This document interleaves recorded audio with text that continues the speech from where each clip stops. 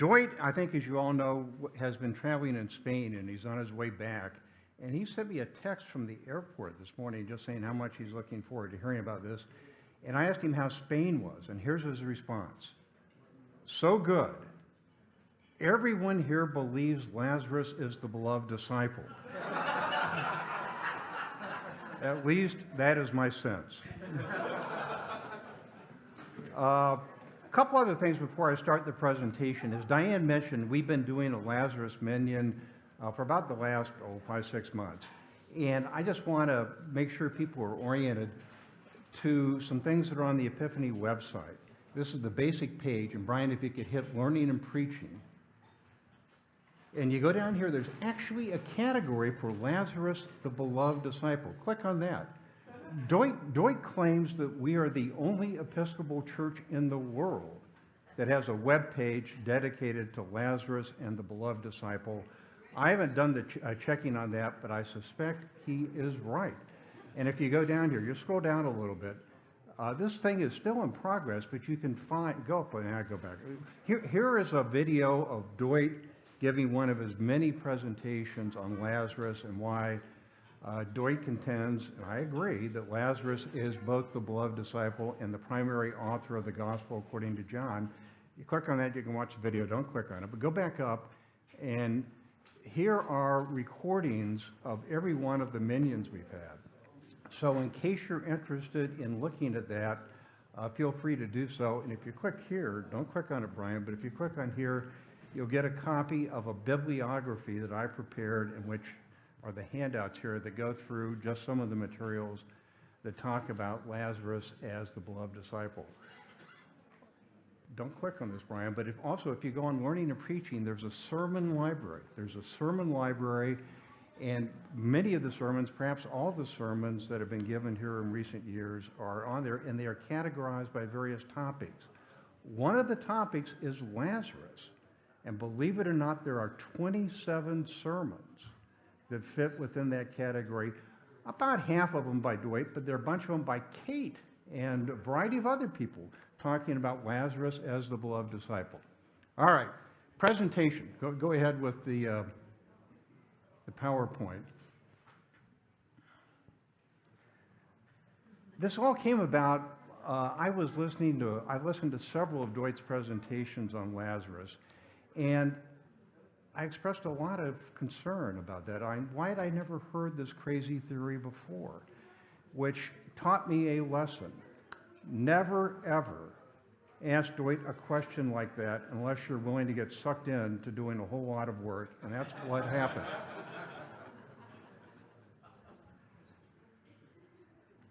And Doyt's preached about this often, compellingly, authoritatively. And I always ask myself, why have I never heard that before? And is Doyt alone? I mean, is this crazy? Is this wacko? And it turns out that the answer is emphatically no. And for at least 125 years, it's 125 years, the bibliography, if you look at, there's a presentation in 1900 by a person named K. Kierkegaard. It's in German, so I haven't read it. But this has been around for at least 125 years. People writing, biblical scholars writing about how Lazarus was the beloved disciple and the primary author of the fourth gospel. And even in the materials that hew to the mainline tradition, that John, son of Zebedee, was the beloved disciple and the primary author or the author of the fourth gospel, they typically recognize that there's a really strong argument that Lazarus was the beloved disciple and the author. Raymond Brown, for example, a noted New Testament scholar who wrote the chapter or the volumes on the Gospel according to John in the Anchor Bible series, which we have in the library, started off strongly endorsing the notion that it was John, son of Zebedee. After all, that is the traditional view. That's the Orthodox view. That's the official view of the Catholic Church. He's a Jesuit priest. Well, he changed his mind about 13 years later after he did more research and said, you know, this probably isn't right. So even in some of the mainstream materials, many of the mainstream materials, even ChatGPT, they will acknowledge that Lazarus may well be the beloved disciple, probably is the beloved disciple, and may be the primary author of the fourth gospel. This hasn't gotten much attention. And I've wondered about that. That seems really curious. And my personal view is it's mainly because the biblical scholars who write about this tend to write for each other. It's an insular group. And indeed, some of the materials that are in the bibliography are dense. They're really dense. Sometimes they don't bother to translate the Greek, because anybody who reads this stuff undoubtedly speaks, knows, reads Greek. It just hasn't gotten that much in the popular press. That's changed. And recently, there seems to be an increased interest in Lazarus and the beloved disciple beyond just Epiphany. Epiphany, I mean, we got our own webpage. And it turns out that there have been a multitude of books that address this, and the annotated bibliography is for your interest. Incidentally, I organized that in a rough order. Mainly, the first ones are the ones I'd recommend that you read if you really are interested in reading this. Then it goes on and on and on. And there are at least 15 books by biblical scholars that advocate that Lazarus is the beloved disciple. The bibliography also includes some materials that take the contrary view. They get off and investigate, because this is nothing's absolutely certain in this area. Let me give a plug for a book that's come out recently that I really strongly recommend, written by James Martin, who's a Jesuit priest, a really prominent person. He's been on a number of the Pope's commissions. He's a prolific author.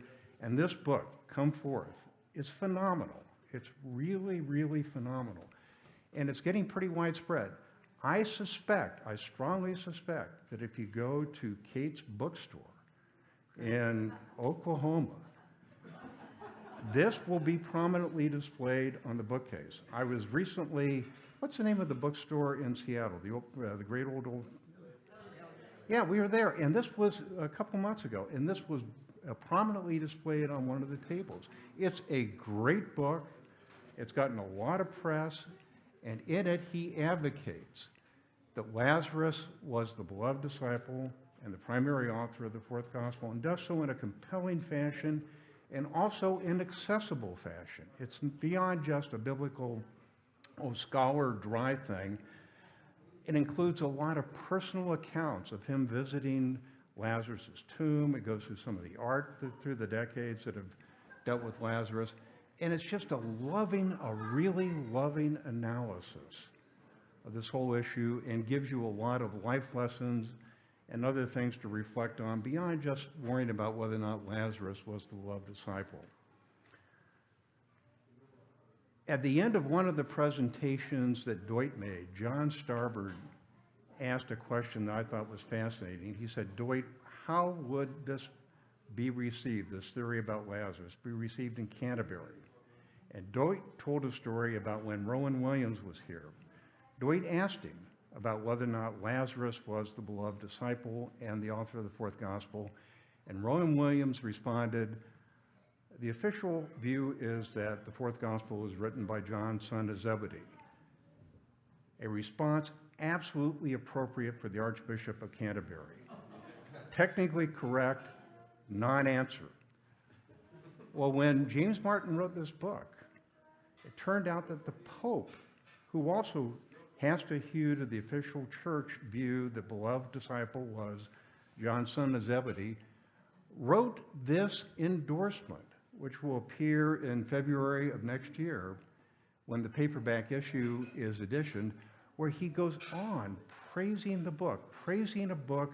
The principal point of the book is that Lazarus, not John, son of Zebedee, was the beloved disciple. And I found that just mind-boggling that the Pope would say this. Now, I got to be clear that the Pope, in his foreword, never endorses the theory that Lazarus was the beloved disciple, but he endorses the book.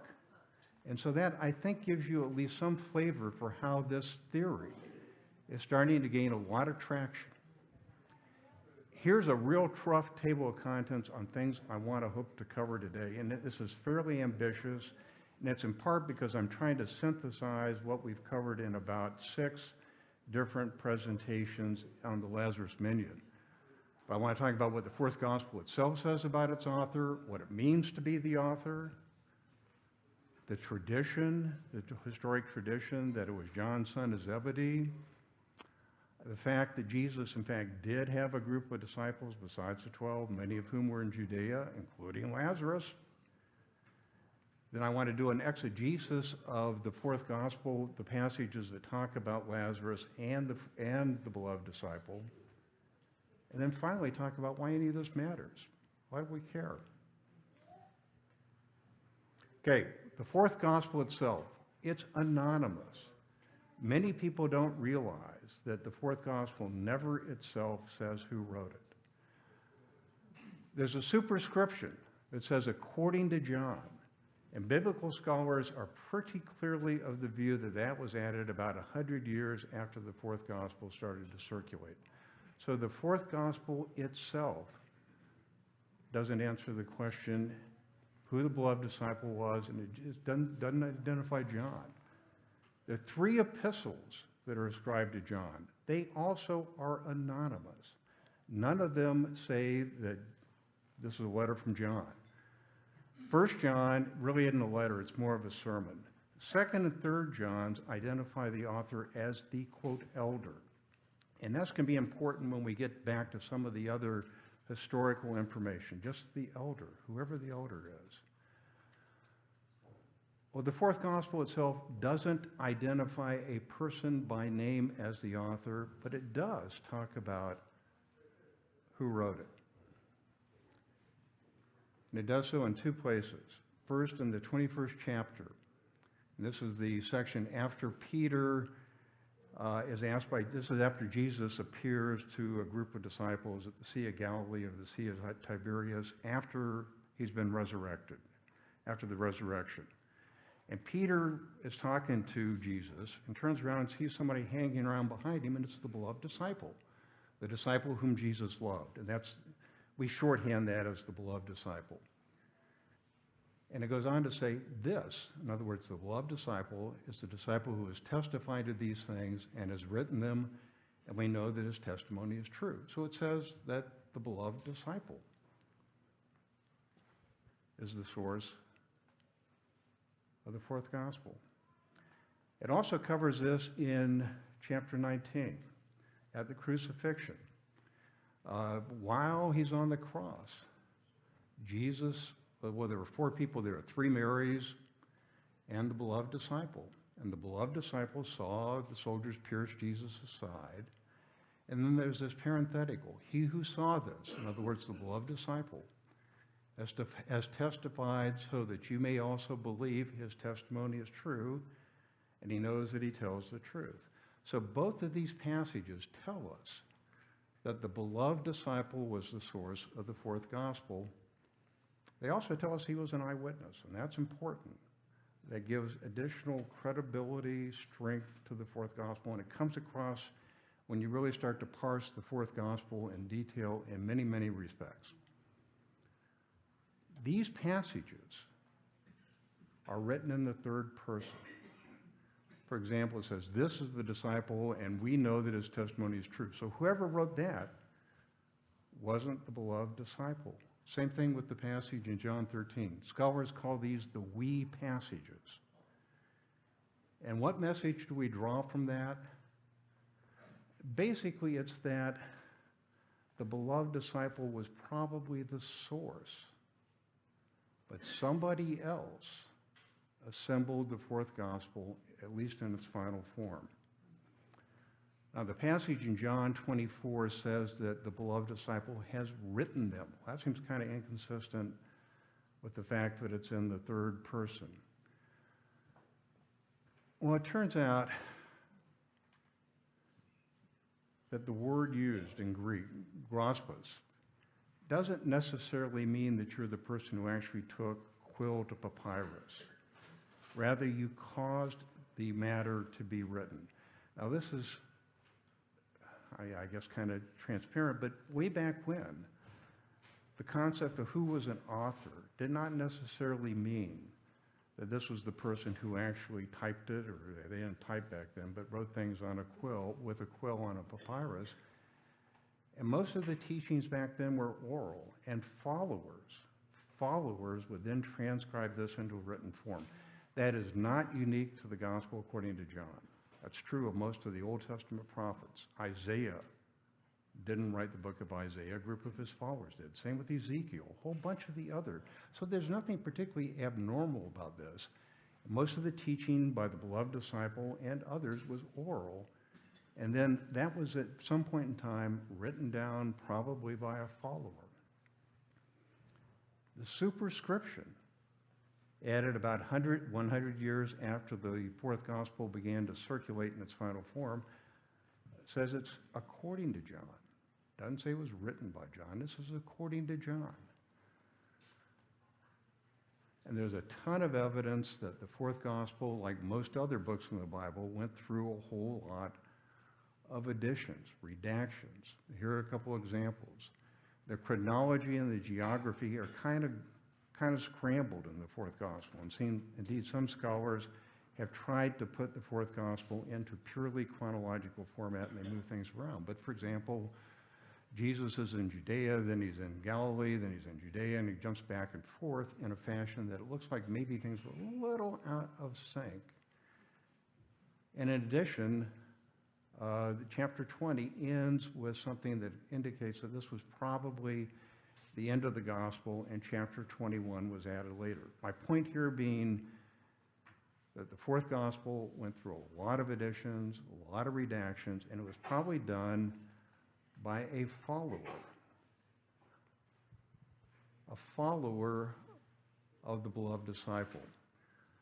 So I think when we use the word author, we ought to be careful. It doesn't necessarily mean what we typically think of with who's the author, like James Martin's the author of Come Forth.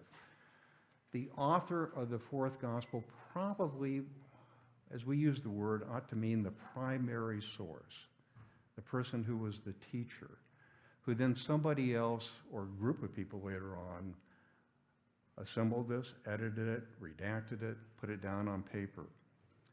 So it's entirely possible, indeed I think probable, that most of the fourth gospel comes from teachings, probably from the beloved disciple, whoever the beloved disciple was.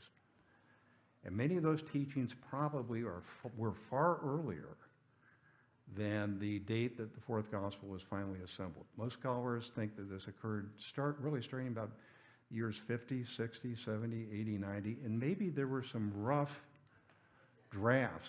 Some of them may be written by the beloved disciple, but either kind of rudimentary versions of what became the fourth gospel that were later assembled into what we see and now and know and love. And indeed, I'll get to this later, but chapter 21 of the fourth gospel implies that it was written shortly after the beloved disciple's death, which was probably a truly traumatic event for the Johannine community, folks who were following the fourth gospel. And that very may well have been the event that precipitated somebody from assembling all this, putting it into final written form, polishing it up, and circulating it. And that person might have been named John, which we're going to get to in a second.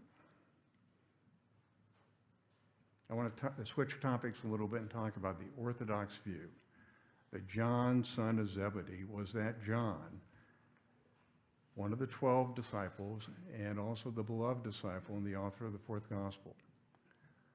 That's the traditional view. It's been with us for probably about, well, not 2,000 years, but about 1,800 years, because it didn't really arise until the end of the second century. And most modern scholars, biblical scholars, disagree with that conclusion. Here's a quote from Richard Bauckham, who is an incredibly thorough is probably a gross understatement. If you read his book, Jesus and the Eyewitnesses, which I recommend, really good. He doesn't conclude, by the way, that Lazarus was the beloved disciple, but he's crystal clear that it wasn't John, son of Zebedee. And what his view is true of most biblical scholars. There are a whole lot of reasons, which we're going to get into in a second here, why John, son of Zebedee, probably was not the beloved disciple or the principal author.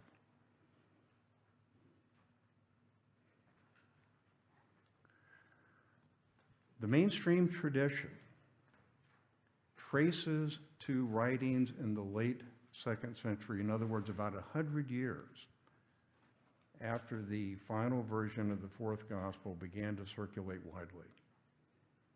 And scholars increasingly believe that those materials are just not reliable. Raymond Brown, who I mentioned a while ago, initially was of the view that the fourth gospel is attributable to John, son of Zebedee. The more he delved into these materials, he concluded that as much as he hated to change his mind on that, these materials just were not reliable. There are a number of other scholars. Ben Witherington, who's one of the leading biblical scholars who advocates that Lazarus was the beloved disciple, initially wasn't of that view, and he was troubled by these 2nd century materials. But once you delve into them, it turns out that they are just not reliable. And I don't want to spend much time on this. The 5th Lazarus Minion presentation we had delved into it in great detail, but at a real high level. The first and most prominent of these late 2nd century sources was written by Irenaeus, who was the Bishop of Lyon. And the context was a book, a multi-volume book he wrote called Against Heresies. At the time, the Gnostics were very prominent, and Irenaeus and a lot of the other traditional leaders of the church thought that they were totally, absolutely heretical. So his purpose was really to rebut Gnosticism. He wrote this 100 years after the fourth gospel was circulated. He did not have any firsthand knowledge, and he did seem to rely on some materials that were written about 80 or 90 years earlier, particularly by a fellow named Papias, who was the bishop of Hierapolis, which was fairly close to Ephesus, where most people think the fourth gospel and the Johannine community were based. And Papias referred to two different people named John. One, John, son of Zebedee, and another person he called John the Elder. Link that back to the fact that the second and third epistles of John refer to the person as the elder. And Irenaeus apparently misconstrued what was written and thought that he was talking about John, son of Zebedee, who Papias didn't know. He did know this other John the Elder. But moreover, Papias's purpose was to bring the fourth gospel into the realm of what was being accepted by the official church. The books had not been canonized yet. There was a very, very, very strong emphasis on canonizing books that were attributable to one of the 12 disciples, or at least one of their direct followers. So Irenaeus had a very strong purpose in trying to ascribe this, or he had an incentive to ascribe the fourth gospel to one of the 12, including John, son of Zebedee. So most scholars who delve into this think that the late 2nd century materials are just not reliable. There's a lot else that was going on. And once we get beyond these external sources, which were 100 years after the fact, and look to the internal sources, look at the fourth gospel itself, there is a ton of evidence that John, son of Zebedee, was probably not the beloved disciple or the primary source. For example, the synoptic gospels recount a one-year public ministry of Jesus almost entirely in Galilee, except for the final couple weeks of his life. The fourth gospel is materially, radically different. It covers a 2 to 3 year public ministry, most of which is in Judea. It includes times that were in Galilee, like the feeding of the 5,000. But if you count it up, if you try to do a timeline, the fourth gospel has a much, much, much greater emphasis on time spent in Judea. John, son of Zebedee, was a Galilean fisherman. Lazarus lived in Bethany, 2 miles from Jerusalem. The fourth gospel also includes a great deal of very precise information about Judea and Jerusalem, 200 years ago, people thought that this was all kind of, the fourth gospel was more theological than historical. Scholars have switched 180 degrees, in part based upon archaeological finds, such as the pools of Bethesda and the pools of Siloam, which, God bless it, are exactly where the fourth gospel said they were. People didn't know that. And there are all kinds of details in the fourth gospel, particularly about Judea, that archaeological finds and studies of the Qumran scrolls and like say, by golly, these things are actually totally on point. And they are a whole lot more detailed, a lot more precise than what you find in the synoptics. The 12 Galilean disciples are very prominent in the synoptics. Not so in the fourth gospel. The fourth gospel only even mentions that there are 12 of them in two different passages and really kind of in passing. It names only 7, and there are only a couple of them who have any prominence in the fourth gospel, mainly Peter and Judas, and Thomas to a certain extent. Radically different from the synoptics. Lucia, my wife, suggested that I actually have a map that showed some of this. These were really different communities. So actually I did what Lucia said, for a change. Sea of Galilee, way up to the north. Bethsaida, which is where Peter and John's son Zebedee were from, is at the very north end of the Sea of Galilee. Jerusalem and Bethany are way down here. Between them is Samaria. The distance is about 80 miles. But that probably understates how different they were because most Jews at the time would not travel through Samaria. So when Jesus made his final journey from Galilee down to Jerusalem, probably went about 120 miles. And that's like a 3 to 4 day journey. Jesus did go through Samaria on other trips, but these are really different communities. They are different political structures. Herod Antipas controlled Galilee and the Perea area. Pontius Pilate covered Judea. The Judeans viewed the folks who lived up in Galilee as Hicks. They were not part of the temple structure. They spoke a different language. Judeans made fun of their accents, viewed them as country cousins. So these are really, really different communities. And I think it seems just odd for us to think that Jesus only had a bunch of disciples in Galilee. He clearly did and spent a lot of time up there. And they were very, very, very important. But he also spent a lot of time in Jerusalem and in Judea. And it makes sense that there were Judean disciples. Another very strong piece of evidence that John, son of Zebedee, was probably not the beloved disciple or the principal author is that none, absolutely none, of the events that involve John, son of Zebedee, that are recounted in the synoptics are in the fourth gospel. John, son of Zebedee, according to the synoptics, was at the transfiguration, the raising of Jairus' daughter. He vied with his brother James to sit at Jesus' right hand. He and Peter went and secured the upper room. None of that is in the fourth gospel. And if John, son of Zebedee, really wrote the fourth gospel, you'd think that at least some of his personal encounters would be there. Indeed, John, son of Zebedee, is never even mentioned by name in the fourth gospel. The only time the Zebedees are referred to, that's how they're called. They're called the Zebedees, not John, son of Zebedee, but the Zebedees, and that's only in chapter 21, and again, only in passing. It's also unlikely that a Galilean fisherman like John, son of Zebedee, would have been able to host the supper in chapter 13, which is probably the Last Supper, but in any event. It also, in John 18, indicates that the beloved disciple was known to Caiaphas, and that's how the beloved disciple was able to get Peter in to see Caiaphas after Jesus had been arrested. Well, it's implausible that a Galilean fisherman would be known to Caiaphas and get access. And indeed, Acts 4 strongly indicates Caiaphas shows up to one of the Jerusalem assemblies after Jesus has transcended, and Caiaphas says, nice to meet you. I've never really met you, John, son of Zebedee, before. So that's also inconsistent with the notion that John, son of Zebedee, could have been the beloved disciple and gotten access to Caiaphas' inner circle when Jesus was arrested. It's also unlikely that Jesus would have entrusted the care of his mother to a Galilean fisherman.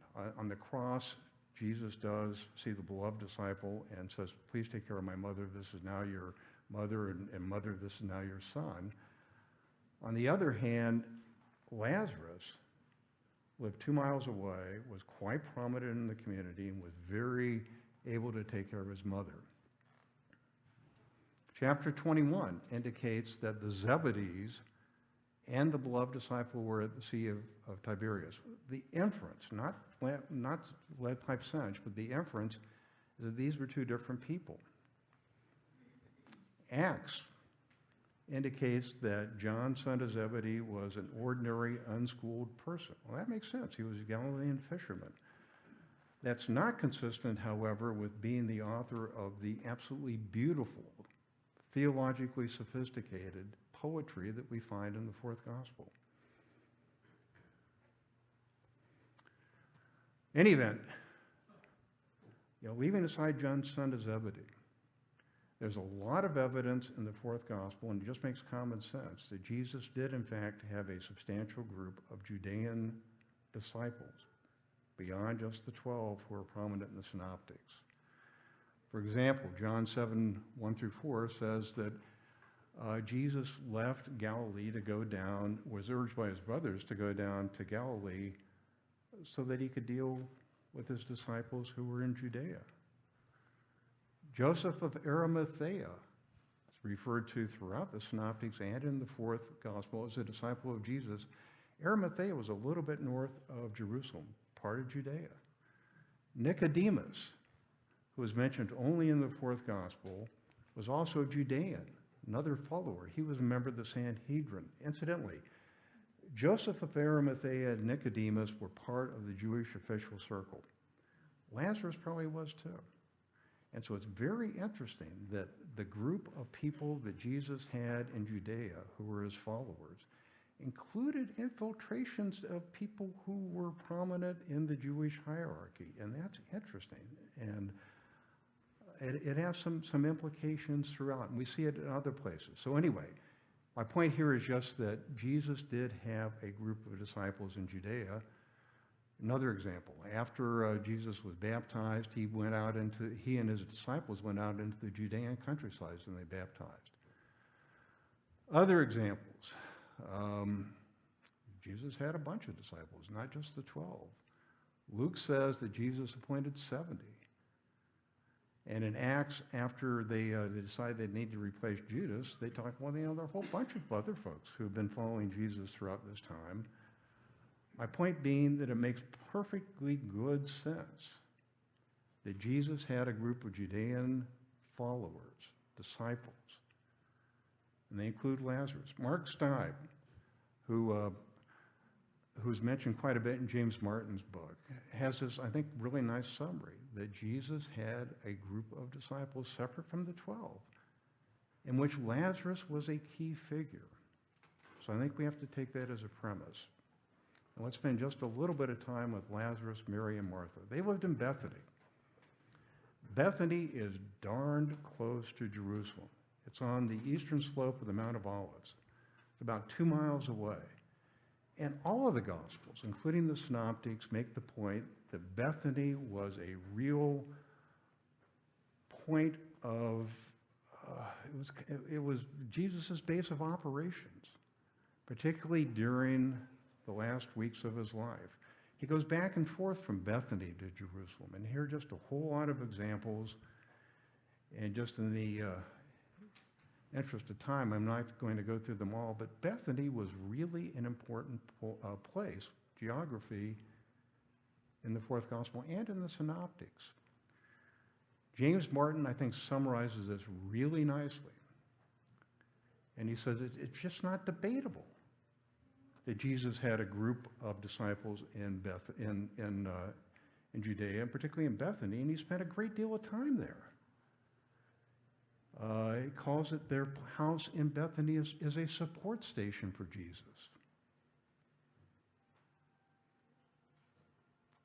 And they were just really, Lazarus, Mary, and Mary and Martha ought to have more prominence too. They were really, really close to Jesus.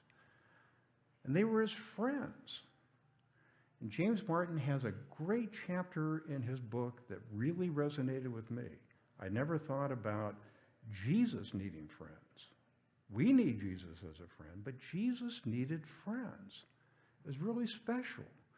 And it looks like Lazarus, Mary, and Martha served that role.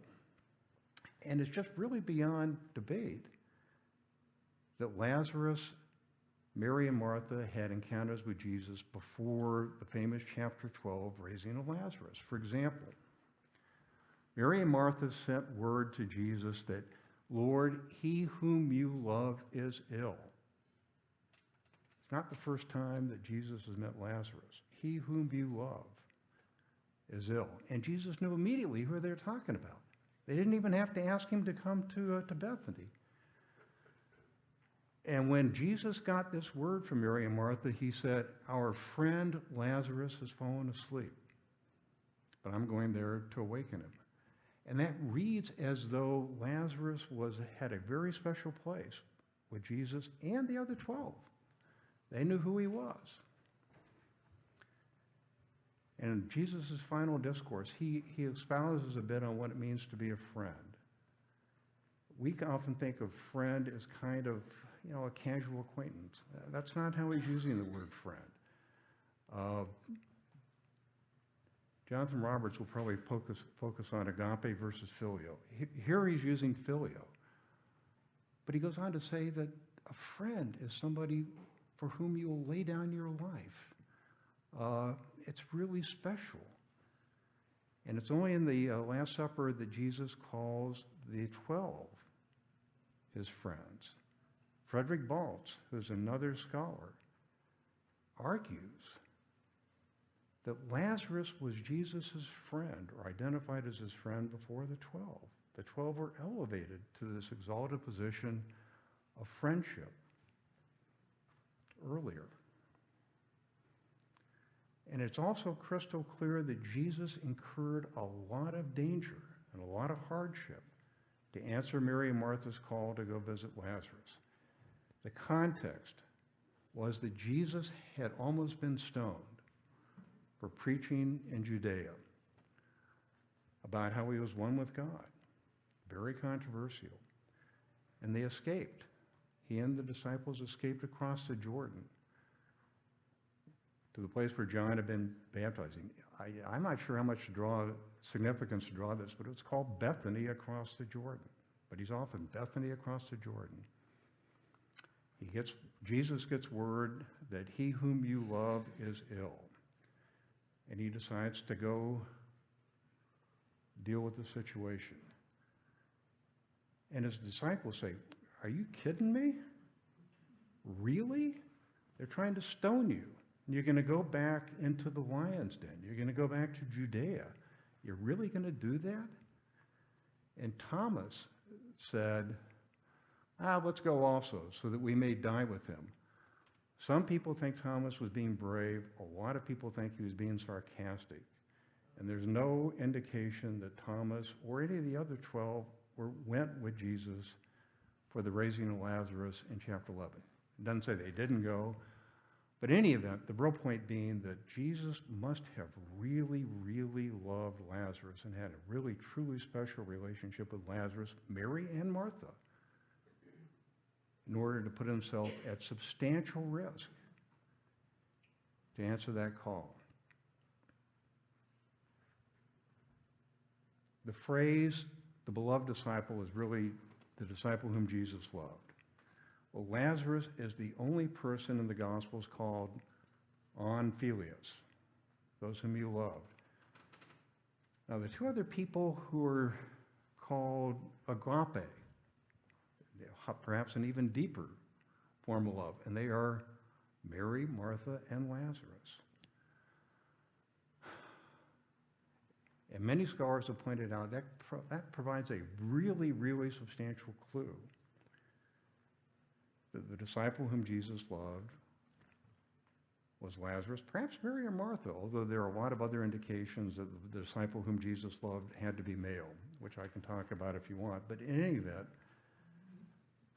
agape and filio are used to describe Lazarus, Mary, and Martha, and that's a really natural link as to who the gospel is talking about when it refers to the disciple whom Jesus loved.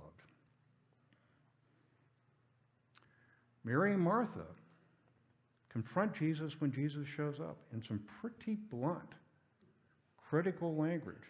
Where were you? If you'd been here, none of this would have happened.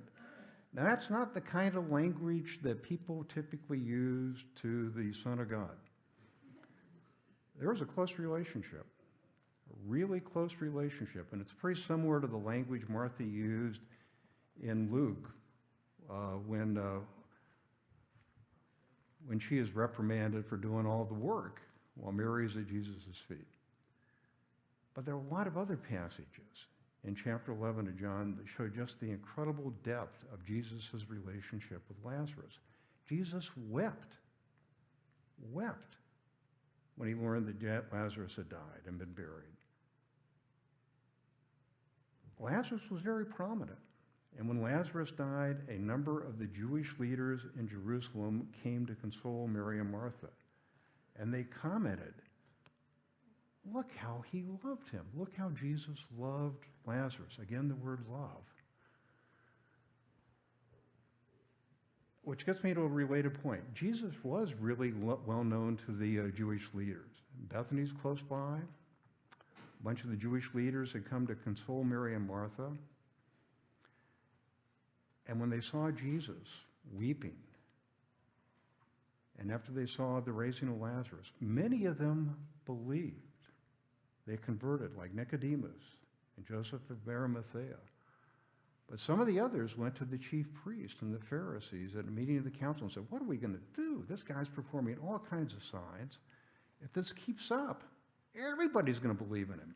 We're going to have an uprising. And the Romans will come and destroy both our holy nation, our place in our nation. And Caiaphas, the high priest, after he hears that, said, well, it's better for you to have one man die for the people than to have the whole nation destroyed. So from that day on, they decided to put Jesus to death. A lot of scholars have commented that this whole series of events is both plausible historically and it reflects a sophisticated understanding of the political situation. The Sanhedrin had a delicate job of maintaining the peace between the Russian occupying forces and the Jewish population. And this really reflects that. So as Frederick Balch points out, the beloved disciple is the disciple for whom Jesus chose to die. And that was Lazarus. Point being that this event is more than just an incredible miracle. Many call it Jesus' greatest miracle. It really set in motion what happened. And after Jesus raised Lazarus, he went out to hide in Ephraim. Anybody know where a bunch of us have been to Ephraim? Most of you probably don't know it, but that's what Taba, the place, the Christian community on the West Bank where they had the brewery, that's Ephraim. So that's where Jesus went. Jesus went to, probably got a beer, went to Ephraim to hide. And he remained there. Sometime later, he came back to Bethany to visit Lazarus. So it's a second trip. It's in chapter 12. And there's a meal. Ben Wetherington, noted scholar, says, this really just is an evidence of just how special the relationship between Jesus and Lazarus and Mary and Martha was. This was one of many times that Jesus visited them. So anyway, 6 days before Passover, Jesus returned to Bethany. And Lazarus was at this supper. Mentions Lazarus by name. This is where Mary anointed Jesus' feet, obviously a premonition of Jesus' death, the nard she had been saving for Jesus' burial. So a powerful, really moving passage. And that meal was an incredibly important step in the Passion. These are quotes from a passage in John chapter 12. A great crowd assembled, not only to see Jesus, but also to see Lazarus. And because of that, the chief priest planned to put Lazarus to death as well. So there's a hit on Lazarus as well as Jesus. And the next day is Palm Sunday. The next day is Palm Sunday, and the crowd had been assembled partly to see Lazarus. And the Pharisees said to one another, oh boy, we can't do anything. Look at the world has gone against him. Highlighting again what Caiaphas had said and what they had reported after Lazarus had been raised for probably a couple weeks, a month or so earlier. And we then get to a second supper.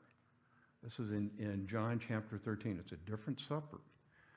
And it's the first time that the gospel uses the phraseology, the disciple whom Jesus loved, the beloved disciple. This is probably the Last Supper, but John doesn't have the Eucharist, and there's no discussion of an upper room. And it's the supper where Jesus washed the disciples' feet and identified Judas as the one who would betray him.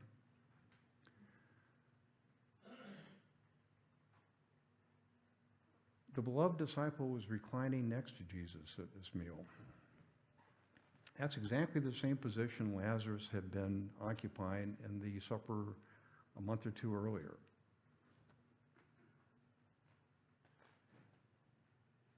Tradition at the time was that somebody who reclined next to the person of honor was the host. It would make sense for the beloved disciple to be Lazarus, because it would make sense for Lazarus to be the host. He was local. He was very wealthy. He had a house where a lot of people met. And at that supper, Jesus told those in attendance that one of them would betray them. And Peter doesn't ask Jesus who that is. He defers to the beloved disciple. Peter didn't defer to a lot of people about anything. But it would make sense for Peter to defer to the beloved disciple if that was Lazarus. Lazarus had just gone through this incredibly powerful situation where he'd been to the other side. He'd seen the cosmic Jesus. He understood probably more what was going on than any of the other disciples. So again, a lot of scholars, makes sense to me, think this is another indication that Lazarus was probably the beloved disciple. Moreover, just the natural reading of chapters 11, 12, and 13 of the Gospel according to John would be that Lazarus was the beloved disciple. Remember, this was an oral culture. People would hear this in oral form. It would be read to them. And if you were sitting there listening to this the first time, you just heard chapters 11 and 12, where Lazarus was probably the major character other than Jesus. So Lazarus is fresh in your mind. Chapter 11 repeatedly tells you that Jesus loves Lazarus, both filial and agape. And they're the only people, Lazarus, Mary, and Martha, the only people who have this identification. And the immediately preceding chapter tells you that Lazarus was reclining next to Jesus, exactly the same position that the beloved disciple has in chapter 13. And it's just not credible that he whom Jesus loved would just disappear after chapter 12. Lazarus is never mentioned by name after chapter 12. The crowds were demanding to see him. Jesus must have spent a lot of time with him. The high priest had put a hit on Lazarus. And Lazarus was poised to have a really significant role in what follows, and it just didn't make sense that he would disappear. You have to assume that he would stick to Jesus like glue. And the fourth gospel is clear that the beloved disciple did. The beloved disciple put himself at risk, interjecting himself with Caiaphas, was at the crucifixion. It's also probable that Jesus would want this person who had been to the other side to stick close to him. The beloved disciple, or Lazarus, having seen the other side, probably understood a lot more about what was going on than anybody else. And as a result, the beloved disciple, probably Lazarus, never wavered because he'd seen the other side. After having been told that Judas was going to betray Jesus, kind of whispered, Jesus whispers to him, the beloved disciple / Lazarus shows up all kinds of places but never tries to stop what's happening, probably because he may have had a better understanding of what God's purpose was. In any event, it would just be bizarre for Lazarus to suddenly disappear, and the argument is that he didn't. He just referred from that point on by the phraseology, the beloved disciple. All right, Jesus' arrest. When Jesus was arrested, he was taken to Caiaphas. And remember, Caiaphas, and this refers to in John 18, refers back to the fact that Caiaphas had made this comment about Lazarus. Peter followed, but Peter couldn't get into the inner court because nobody knew who this Peter guy was. He's a Galilean fisherman. So the beloved disciple, who did have access because he was known to Caiaphas and the higher forces, was able to go back and get Peter in. And most scholars believe that, again, this is the beloved disciple, and it would make sense for that to be Lazarus because Lazarus would have that access.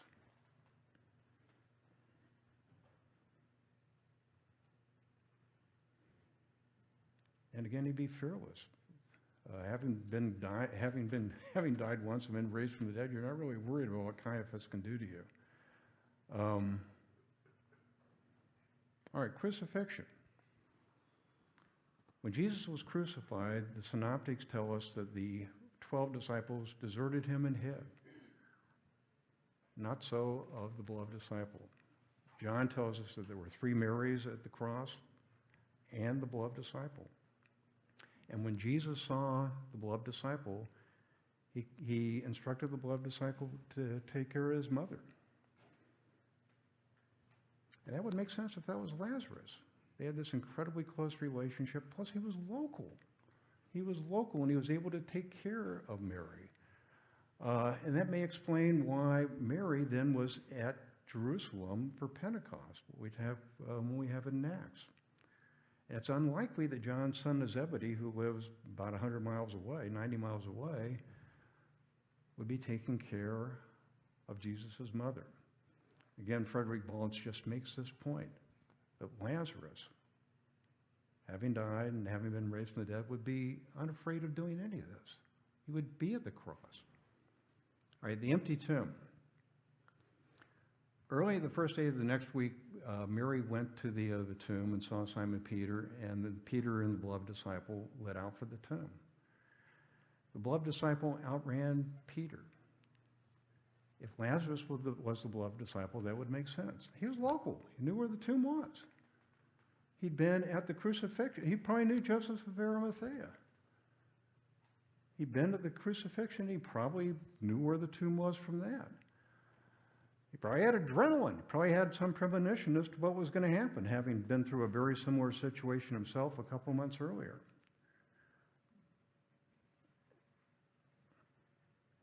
In addition, upon reaching the tomb, Lazarus goes in, sees the rolled up linen and head covering, and instantly saw and believed.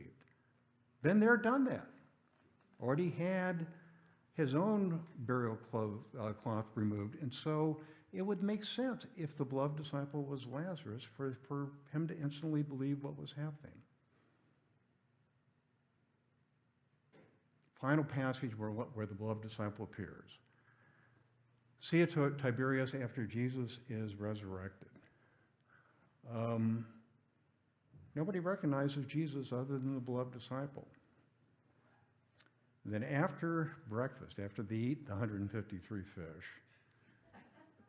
Jesus was asking Peter if he loved him.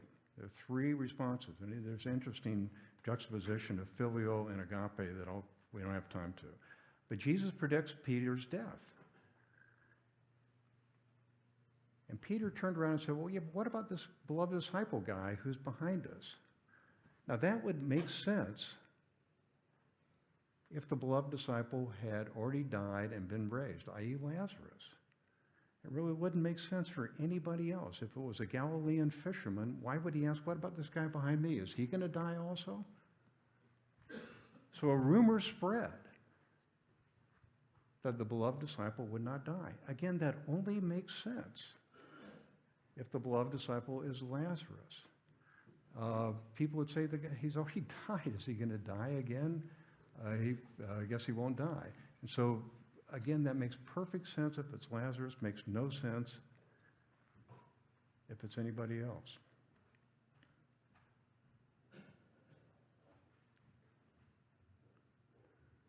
But Jesus didn't say that the beloved disciple would not die.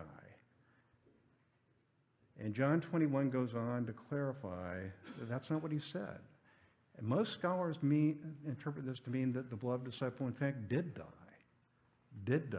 and it was very traumatic for the Johannine community, and it's probably what precipitated someone, perhaps named John, to assemble all this and put it into what we now have as the fourth gospel. We're really out of time, so I can't talk about why any of this matters, but let me just hit one real kind of highlight on there. One reason it matters is it explains a lot of the theology that's in the fourth gospel. The fourth gospel recognizes Jesus' divinity from the get-go. It also recognizes that Jesus came in the flesh. It also recognizes that Jesus is really one in God. It is more metaphysical, more theological than any of the synoptics. A lot of scholars comment, that makes a lot of sense. If the author had seen the cosmic Jesus, had been to the other side, had really understood what was happening.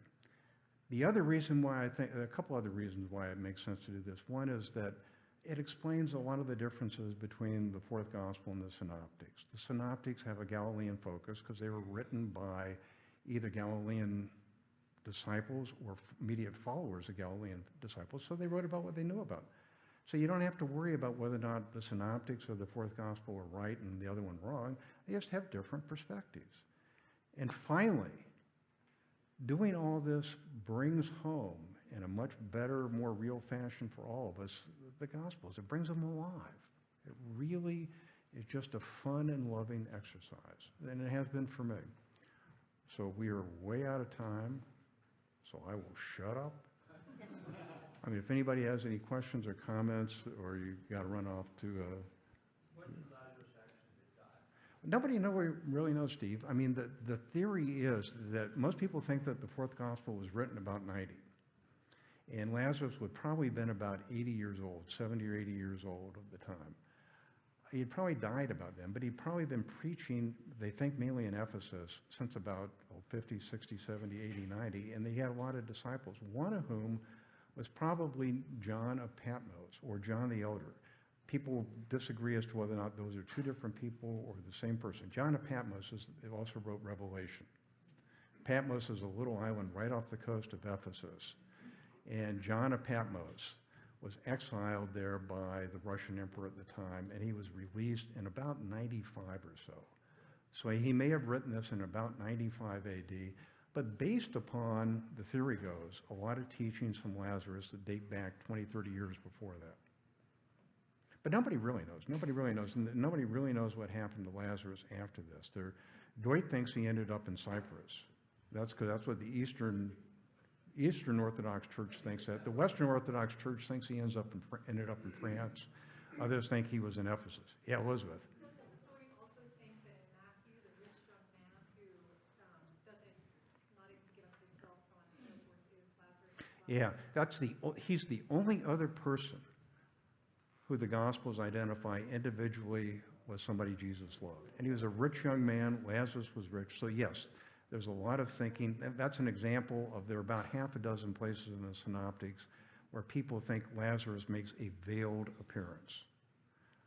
And we have gone on length on that in one of these minion presentations. Yeah, Bill. Do you think there's a theological reason why Lazarus is not named specifically? Some scholars argue that that was designed in order to make the emphasis on Jesus, not Lazarus. I mean, Lazarus probably had some really strong, ardent followers, but he didn't want it to be about him. That would be the argument. And the argument, some people who think Lazarus was not the beloved disciple focus on the fact that the name Lazarus is used through chapter 12, and then it's the beloved disciple, and are these different? The argument goes, maybe the latter part were written by John or the followers, and they all knew who the beloved disciple was, and they didn't want to emphasize Lazarus. They wanted to emphasize Jesus. Yeah. Corey. I have a quick question. Do you think that, I think this is what I'm thinking, that maybe Doyt came up with this independent of all of this other research, and then came up with the research has come into his awareness later? Just like sometimes two different people come up with something. All right, so now you're getting off into a real interesting historical. Doyt ran across years ago this book by J. Phillips, The Disciple Whom Jesus Loved. The Bible Has the Answer. And frankly, that's one of the most least sophisticated of the books that deal with this. But it makes the basic arguments. And Doyt had this it's a little book, and you can get it online for free. Doyt had this, and it started to trigger some thoughts. And then he started to do it, and he did it all on his own, other than this little book. Separate from all of this deeper research. And Doyt had his mind blown when I started to do this research and found all these other books that date back 125 years. And he said, holy cow. Amazing thing, right? Yeah. Yeah. I tell you, there are other things that kind of tell me that maybe there's something going on with the Holy Spirit here. James Martin's book came out pretty recently. There's also a great book, fascinating book, written in the 1940s by a guy named Robert Eisler, who's an interesting guy in his own. He was a polymath, Jewish scholar who loved to analyze the Gospels. And he also was an economist, and he was a political scientist. He did all kinds of things. Well, he was a Jew in the 1930s in Austria. And he wrote this book that argues that the Lazarus was the beloved disciple. And he was going to write a whole lot more, except the Nazis threw him into Dachau. Yeah, and so kind of put a kibosh onto his scholarship. Well, that book has been out of print for a long, long time. It was reprinted about a month ago. So I got a copy of it. He has some other squirrely theories in there, but again, you say, holy cow, I mean, stuff seems to be happening about this.